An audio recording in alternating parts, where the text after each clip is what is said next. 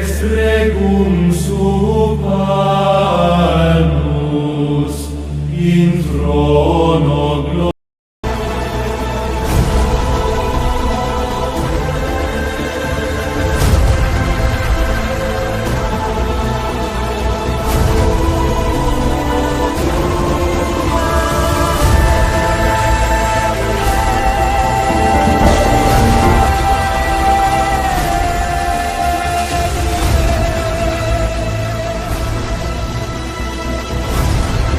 1997 March 24 അമ്മ പറഞ്ഞു, മക്കളെ 1997 കരുണയുടെ വർഷമായി പ്രഖ്യാപിച്ചിരിക്കുന്നുവെങ്കിലും കരുണ ഈ വർഷത്തേക്ക് മാത്രമുള്ളതല്ല. കരുണയുടെ കാലാവധി നീട്ടിക്കിട്ടുവാൻ വേണ്ടി നിങ്ങൾ പ്രാർത്ഥിക്കണം. കാരണം ഒരു പ്രത്യേക കാലയളവിൽ മാനസാന്തരപ്പെടുന്ന പാപികളല്ല ഈ ലോകത്തിലുള്ളത്. അർപ്പിതാത്മാക്കൾക്ക് വേണ്ടി പ്രത്യേകം പ്രാർത്ഥിക്കണം. കാരണം സാത്താൻ എൻ്റെ തിരുക്കുമാരനെ വെല്ലുവിളിച്ചിരിക്കുന്നു. നിനക്ക് അർപ്പിതരായിരിക്കുന്നവരുടെ ആത്മാക്കളെ ആദ്യം എൻ്റെ വലയിൽ വീഴ്ത്തിയാൽ സാധാരണക്കാരെ വീഴ്ത്താൻ എളുപ്പമാണെന്ന് അവൻ പറയുന്നു. അതിനാൽ മക്കളെ പ്രാർത്ഥിക്കുവിൻ, തീക്ഷ്ണമായി പ്രാർത്ഥിക്കുവിൻ, മുട്ടിന്മേൽ നിന്ന് ജപമാല ചൊല്ലുവിൻ.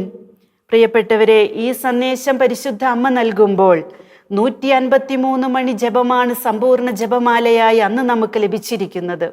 ഇന്നാണല്ലോ വീണ്ടും 5 ദിവ്യരഹസ്യങ്ങൾ കൂടെ വിശുദ്ധ ജോൺ പോൾ രണ്ടാമൻ മാർപ്പാപ്പയിലൂടെ നമുക്ക് ലഭിച്ചത്. ഈ സന്ദേശം നൽകുന്ന സമയത്ത് അമ്മ പറയുക, 153 മണി ജപമാണ് ഒരു പൂർണ്ണ ജപമാല. നിങ്ങൾ ജപമാല ചൊല്ലി പാപികളുടെ മാനസാന്തരത്തിനായി പ്രാർത്ഥിക്കുവിൻ. സ്വർഗം സന്തോഷിക്കുകയും ഞാൻ നിങ്ങൾക്ക് വേണ്ടി മാധ്യസ്ഥം വഹിക്കുകയും ചെയ്യുന്നു. ജഡികത, ലൗകികത ഇവയിൽ നിന്ന് മാറി ദൈവികതയിൽ മനുഷ്യമക്കൾ വരാൻ നിങ്ങൾ പ്രാർത്ഥിക്കുക. ഭൂമിയുടെ ചലനങ്ങളും ഉഗ്രകോപങ്ങളും നിങ്ങൾ കാണും. പ്രാർത്ഥന എന്ന ആയുധം, വചനമാകുന്ന ആയുധം നിങ്ങൾ ധരിക്കണം. പിശാച് ഉഗ്രകോപത്തോടെ നിങ്ങളുടെ ഇടയിൽ ഇറങ്ങിയിട്ടുണ്ട്. അവൻ്റെ പിടിയിൽ നിന്നും ദൈവകോപത്തിൽ നിന്ന് രക്ഷപ്പെടുവാനായി കരുണയ്ക്കായും പ്രാർത്ഥിക്കുക.